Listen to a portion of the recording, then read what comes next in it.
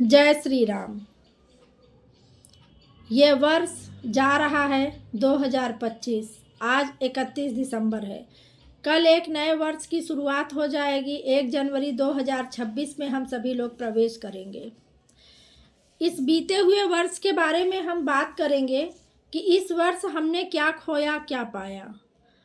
तो चारों तरफ निगाह जब जाती है तो एक ही चीज़ हमको समझ में आती है कि भ्रष्टाचार और अनेक तरह की जो है हमारे देश में अनियमितताएं पाई गई हैं, जिसमें नंबर 1 पे है बलात्कार। अभी लेटेस्ट खबर जो आप लोगों के सामने चल रही है कुलदीप सिंह सेंगर की। समझ में नहीं आता है कि न्यायपालिका का धन्यवाद करें या न्यायपालिका को कोसें। फिलहाल अंत भला तो सब भला। अंत में सुप्रीम कोर्ट का धन्यवाद करना ही पड़ेगा कि उन्होंने कुलदीप सिंह सेंगर की सज़ा को बरकरार रखा। लेकिन सबसे गंभीर विषय ये है कि क्या हमारे देश में न्यायपालिका का कार्य सिर्फ इतना ही रह गया है, जो हल्ला कर सके, जिसके सपोर्ट में देश के लोग आ सकें, जो केस हाईलाइटेड हो जाए, उसके लिए तो सुप्रीम कोर्ट संज्ञान लेता है और उसका कुछ दूरगामी परिणाम आता है सामने।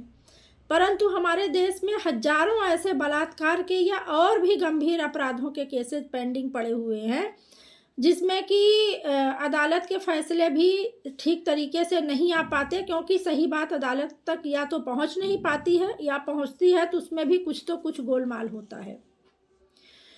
आप सबको पता है, बहुत ही गंभीर विषय है, बहुत ज़्यादा ही निंदनीय विषय है और बहुत शर्म के साथ ये बात कहनी पड़ती है कि इस वर्ष ऐसे गंदे कार्यों में लिप्त हमारे राजनेताओं को पाया गया, जिसमें कई ऐसे नाम हैं कि जिनकी लिस्ट बहुत लंबी है। ऐसे एक एक का नाम बोलना मुश्किल है, बहुत लंबी लिस्ट है। तो मैं आप सभी से यही अनुरोध करूंगी कि अपनी बेटियों को किसी के भरोसे मत छोड़िए, ना पुलिस प्रशासन के, ना तो न्यायपालिका के। उनको खुद शस्त्र और शास्त्र दोनों में निपुण बनाइए। उनको इतना काबिल बनाइए कि जी सकें, खा सकें, जीवन जी सकें इस दुनिया में अपने तरीके से। और यदि कोई कुलदीप सेंगर टाइप का व्यक्ति उनके पास आए तो उसको कायदे से सबक सिखा सकें। वैसे भी उस बच्ची को न्याय क्या ही मिला है, जिसका पूरा परिवार ख़त्म हो गया, जिसके पूरे शरीर की हड्डियां टूट के चूर हो गई। न्याय के नाम पे तो अब कुछ भी बचा नहीं है। बस यही है कि ये व्यक्ति बाहर रहता तो वो हर वक्त भयभीत रहती। ये फिर से अंदर जाएगा तो वो थोड़ा सा अपना बचा हुआ जीवन अपने तरीके से जी लेगी। लेकिन बेटियों का भविष्य इस देश की सत्ता के हाथों में सुरक्षित बिल्कुल नहीं है। अपनी बेटियों को अपने तरीके से जीना सिखाइए और उनको झांसी की रानी बनाइए। लेकिन मुसीबत यह है कि यहाँ लड़ना उनको अंग्रेज़ों से नहीं है, उनको ऐसे लोगों से लड़ना है जिनको वोट देकर चुनकर हम ही भेजते हैं। और फिर हमारी न्यायपालिका बोलती है कि ये पब्लिक सर्वेंट ही नहीं है। इस तरह से बचाव किया जाता है।